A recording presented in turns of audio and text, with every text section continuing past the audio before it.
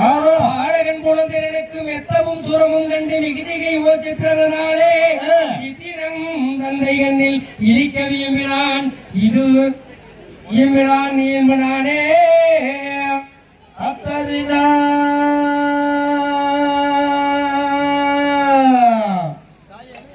இந்த நிகிதத்தை ஒரு தூதரிடம் கொடுத்து இந்திரபிரசம் சேர்த்தோம். அமிதமே ஆகட்டும் தாயே. இந்திரபிரசம்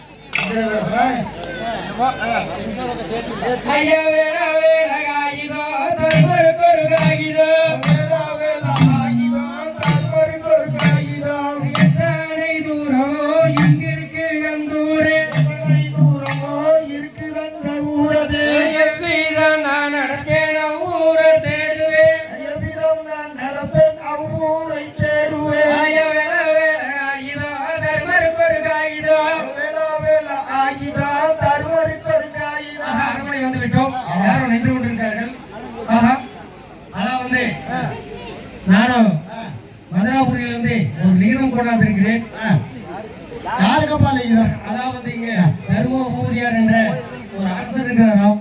அவருக்கு தான் லிகிதம். பார்ப்போம்.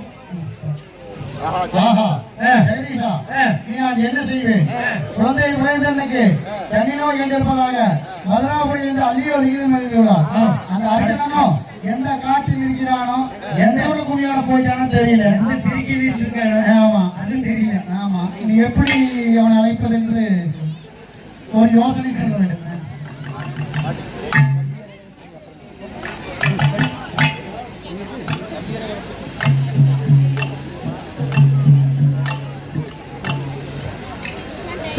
தம்பியாரே இளவரசன் அரசனஞ்சயாணி நீ எங்க செய்வே